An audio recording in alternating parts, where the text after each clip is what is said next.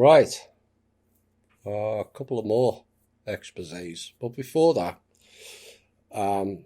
Holly's just sent me a question. And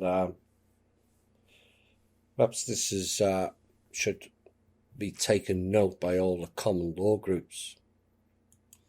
Why isn't it blackmail to refuse to allow people to fly unless they get vaccinated? Exactly. And this is where all, and I mean all, common law groups need to get together. Stop pissing in the wind. Come together and act and target those companies that do that. That's a flouting of the law.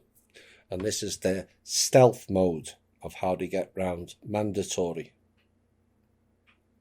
Needs to be stopped.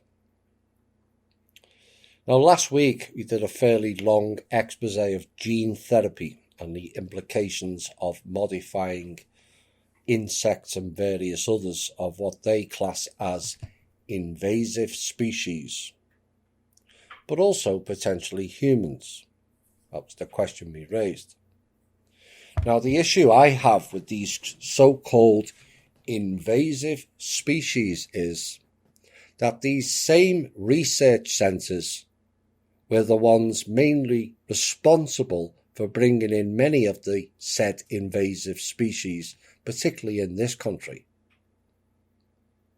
Various strains of mosquito, African killer bees, which was stated as being accidentally released.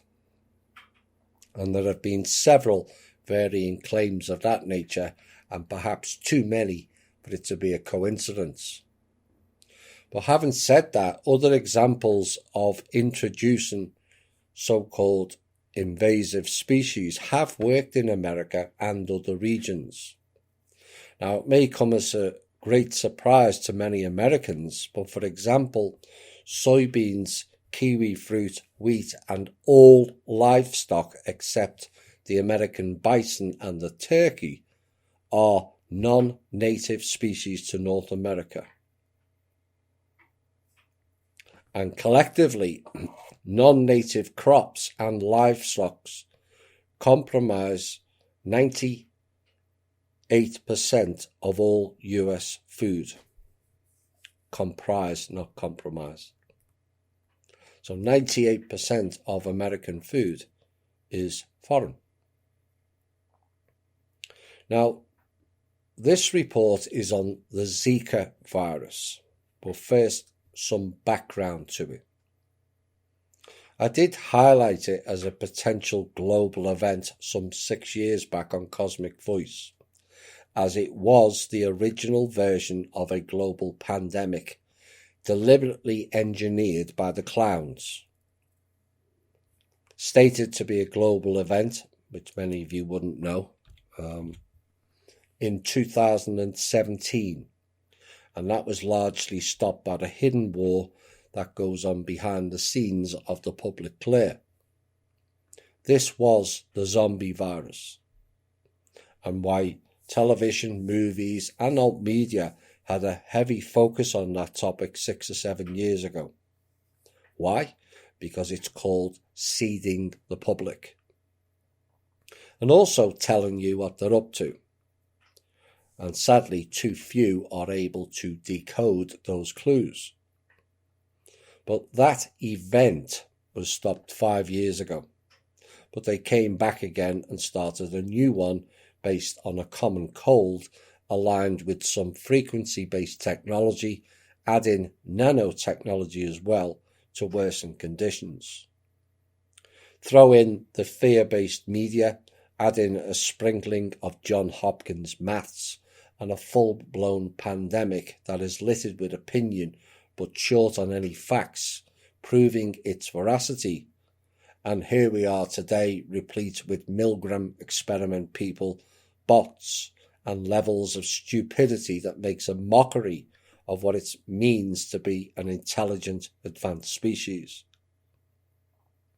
So the Zika virus is a rare virus that received lots of attention around 2015 and 16 when the WHO declared it a public health emergency of international concern, when some governments advised women to postpone getting pregnant until more is known about the risks.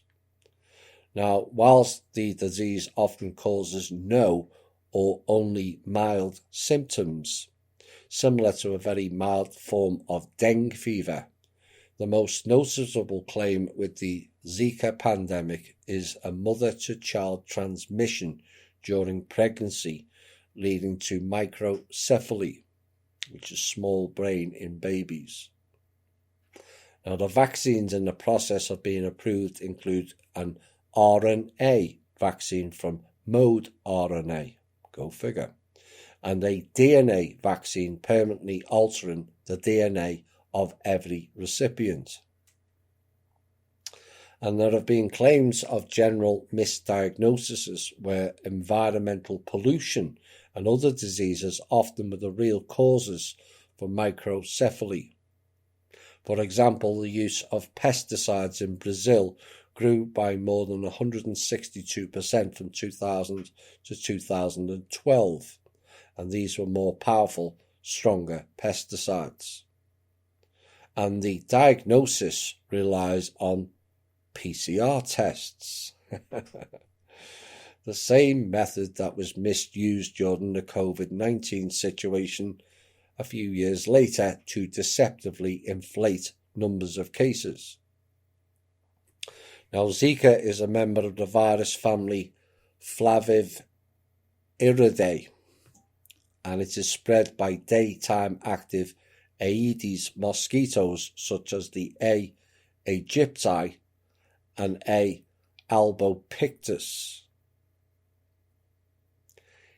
Given that his story tends to repeat itself like a loop, the naming of those mosquitoes called A. aegypti should not be lost on Bible people. I think they spoke of the plagues in Aegypti, did they not? It's not biblical prophecy, but a written and repeated plan.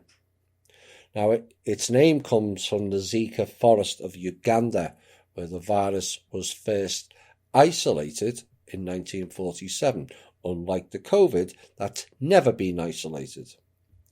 And Zika is related to dengue, yellow fever, Japanese encephalitis, and also West Nile viruses. And since the 1950s, it's been known to occur within a narrow equatorial belt from Africa to Asia. Take note of that. From 2007 to 2016, the virus spread eastward across the Pacific Ocean to the Americas, leading to the 2015-16 Zika virus epidemic. And whilst there is no specific treatment, paracetamol, which is Tylenol, I think, in America, and rest may help with the symptoms. But as of 2016, the illness cannot be prevented by medications or vaccines.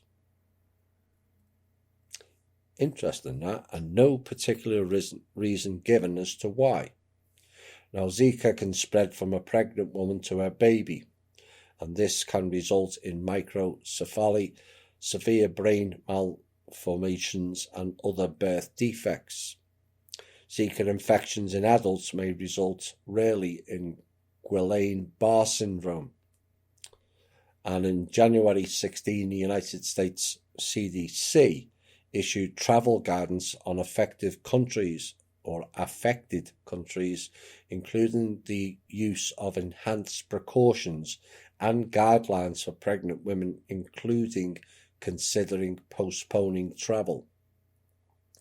Now, other governments or health agencies also issued similar travel warnings, including Colombia, the Dominican Republic, Puerto Rico, Ecuador, El Salvador, and Jamaica, advised women to postpone getting pregnant until more is known about the risks. And in 2012, a few years before the 16 epidemic, the UK company Oxitec released genetically modified mosquitoes into the wild. The GM sterile mosquitoes were intended to tackle the spread of dengue fever and malaria, were released in Brazil, Malaysia, India and the Cayman Islands, aiming to wipe out as much as 80% of the Aedes aegypti species, which are the primary carrier of Zika. Now, the company had developed a male mosquito named OX513A, programmed to die before adulthood unless it was grown in water that contained the antibiotic tetracycline. And batches of the sterile OX513A would be allowed to live and mate with females. However, their male and female offspring would inherit the kill programming and die, thus limiting the population growth. All sounds rather good, except a few years later, there were strong claims the genetically modified mosquitoes could have started the Zika outbreak. Oops. The company predictably denied the allegations. Now, Oxitec are about to release over 750 million genetically modified male mosquitoes into the Florida Keys in 2021 and 2022. And the plan received final approval from local authorities in August 2020 against the objection of many local residents and a coalition of environmental advocacy groups. Now, the mosquito also won federal approval to be released in Harris County, Texas, also beginning this year. And the US program is a second generation of technology. Now, the new male mosquito OX5034 is programmed to kill only female mosquitoes, with males surviving for multiple generations and passing along the modified genes to subsequent male offspring. GMO mosquitoes have sparked the outbreak. Oh my. And Florida and Texas want to release more of them. The problem here is there's a complete lack of oversight to what goes on in research centres in this country and many others, many of which are owned or controlled by military or agencies, neither of which exist to live in peace. And if we're going to progress as a species, that oversight needs to be added with common sense-based people based only for the benefit of the people, and not some bio-warfare centres funded largely by Hebrew Anunnaki bankers.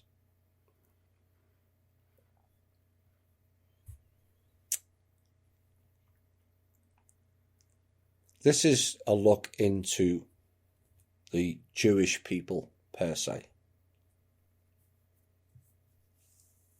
And it brings up fairly alarming examples of divide and conquer, even with amongst their own people. But there was an incident where dozens of ultra-Orthodox passengers refused to wear face masks throughout a United Airlines flight from New York to Israel that landed last week, ignoring repeated requests by fellow passengers and staff.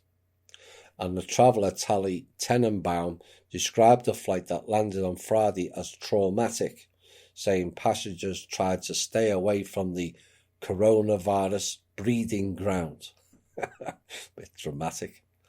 By going to the bathroom to drink, and that they couldn't eat or sleep. Now, there have been multiple instances of violations of coronavirus regulations amongst some sectors of the ultra-Orthodox community both in Israel and the United States. And Sunday saw fierce clashes in Israel between the police and ultra-Orthodox rioters or protesters in a number of cities as cops attempted to enforce health rules. You notice all protesters now are labelled as rioters. More examples of seeding the non-thinking brain people with cliches to repeat. Now these people are called the Haradis. But who are the Haradis? Well, I went checking and got some fairly interesting information of who they are, where they come from. And they are much maligned peoples within Israel and also New York. They are fiercely independent, fiery in opposition, and appears to be deemed a lower class peoples within the Jewish community. And in a recent poll conducted by the Mossad-led media in Israel, 52% of the public didn't want Haredi politicians in the government anymore.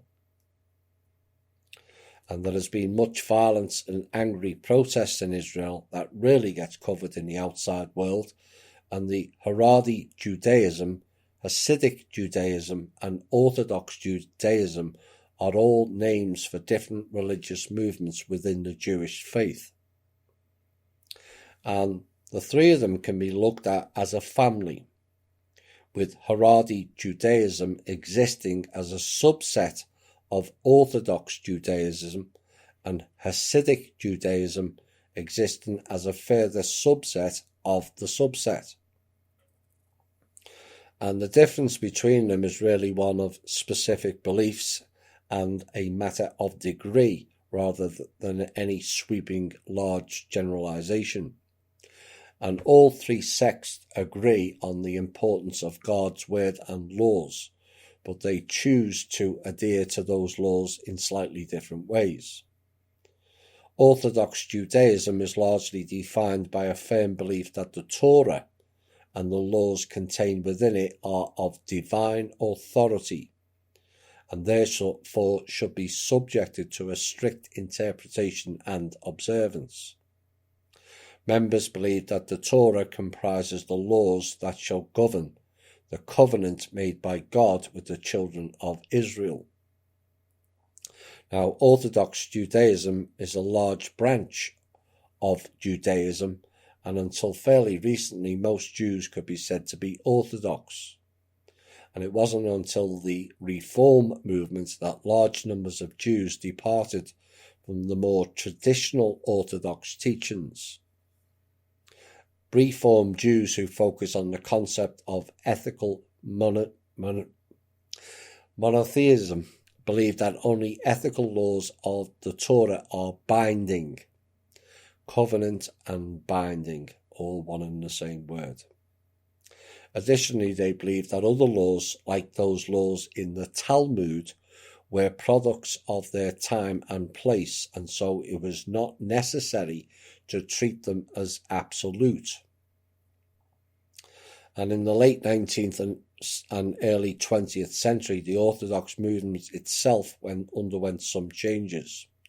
Newer Orthodox Jews tried to integrate the teachings of the Torah into modern life, making some concessions and adaptations to better mesh with contemporary technologies and practices, whilst at the same time other Orthodox Jews rejected most modern movements and looked warily on any reinterpretations of Jewish law to make it fit into a modern context. Now, these ultra-Orthodox Jews became known as Haredi Jews. Although both of these terms are considered negative in some circles, the term is also sometimes spelt Sharadi or Sharedi in English. And it's important to note that members of this group do not reject the modern world or technologies entirely, but they treat adaptations of Jewish law to fit that world as very serious. And most of the differences between the Haredi and Orthodox perspectives have to do with decisions of oral law as to how the Torah should be applied to a modern situation. Now, in many broad senses, the two groups tend to agree, and it is more in the specifics that things begin to diverge. Hasidic Judaism is a movement within the Haredi Judaism that focuses on the study of the spiritual and joyful elements of the Talmud. If those people think the Talmud is joyful and spiritual, then those meanings to them have undergone a distortion of biblical proportions. It's okay to kill non-Jews, and deflower a 3-year-old girl and 9-year-old boys are just two examples of dozens of heinous and racist statements contained within that book. But it has its roots in anti-Kabbalah movements from the 13th century. Hasidim focus on a loving and joyful observance of the laws laid out in the Torah and a boundless love of everything God created. Members live in small, separate communities and are often noted for their distinctive clothing. These are the people with the black hat and coats with the white shirts. And this movement began in the 18th century by the Rabbi Israel ben Eliezer, later known as Baal Shem Tov, the master of the good name. Baal being the indicative word. Hasidic Judaism sets aside the earlier emphasis on studying the Torah from an academic perspective and instead exalts the experience of it at all moments. Now, within the movement, there are a number of sects, including the Satmar, Bells, Jer, Sands, Puppa, Spinker, and Lubavitch. Now, Bells, I suspect, is related to Bel, which is Marduk. But what is interesting is, Bells is not based in Israel, but another country whose name has popped up regularly in the past decade, and no, it's not a coincidence either, Ukraine. Spinker and Puppa is from Hungary. Hello, Mr. Soros. I know you're dead, but that's where that foundation come from. Sands is a mixture of Austria, Hungary and Poland. Jer is Mongolian. Satmar is Hungarian and now Romanian. And what this states is, none of it originated with the land we now call Israel. Now, the ultra-Orthodox are often referred to in Hebrew as Haredim, or those who tremble in the presence of God, because they are God-fearing. And unlike the Orthodox, the ultra-Orthodox continue to reject Zionism, at least in principle, as blasphemous. And in practice, the rejection of Zionism has led to the emergence of a wide variety of groups within the community, ranging from the Neturei Karta, which is Aramaic for guardians of the city, which does not recognize the legitimacy of the state of Israel. I told you, not all Jews are the same. To the political parties of the Haredim, which occasionally determine which of Israel's major parties is able to form a government. Now, Neturei Karta originated in Palestine. Oops. The Ashkenazi Haredi political parties have concentrated primarily on obtaining funding for their communities and on enforcing strict conformity to their interpretation of Jewish religious law concerning issues such as observance of the Shabbat, conversion, kosher dietary laws, and in their view, the desecration of the dead by archaeologists. Yes, digging up the past tends to reveal more of the truth, which certain people at the top end of this culture don't want you to know. Now, since the 6-Day War, however, most Ashkenazi Haredim have tended to support the position of the militant religious Zionists against Land for Peace, despite their continued theoretical opposition to Zionism and the state it produced. Now, the third major form of Jewish fundamentalism in Israel is represented by the Sephardi ultra-Orthodox and their political party, Shas. Shas being a Hebrew acronym for Sephardi Torah Guardians. Now, the Sephardim, in the broad sense of Jews of Middle Eastern origin, are by and large less well-educated and less prosperous than the Ashkenazim, and many of them feel that they are discriminated against. The Sephardi didn't originate in Israel either. They originated in Spain. Indeed, the Sephardim who vote for Shas tend to be less motivated by belief in the party's program of strict conformity to Jewish religious law than by frustration and resentment caused by their perceived second-class status in Israeli society. Shah is thus an excellent illustration of the fact that fundamentalist movements often owe their success to political and social grievances rather than to strictly religious ones. Now, in addition to its religious and cultural platform, Shas provides schools and other social services for poor Sephardim, and in this respect it is similar to some Islamic fundamentalist movements. And what that piece tells you is all of this is another example of the divides within every culture, religion, or colour. Not one single country, colour, or creed are at peace with each other. People's all too content to play the system's divide and conquer game for them, whilst they plot, plunder, rape, and pillage us all. Everywhere you look now, there is a divide and conquer game playing.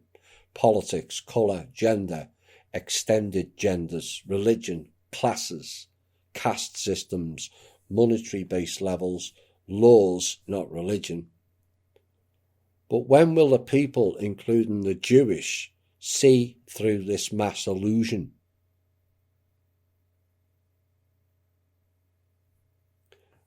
And the greatest question of all is, why are all the people on this planet divided by interpretation of old books? No one knows who actually wrote them.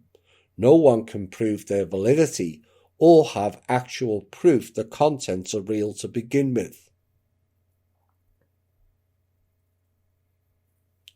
And the greatest leap forward this planet and its varying human populace can make is scrapping every single religious book and church and start again.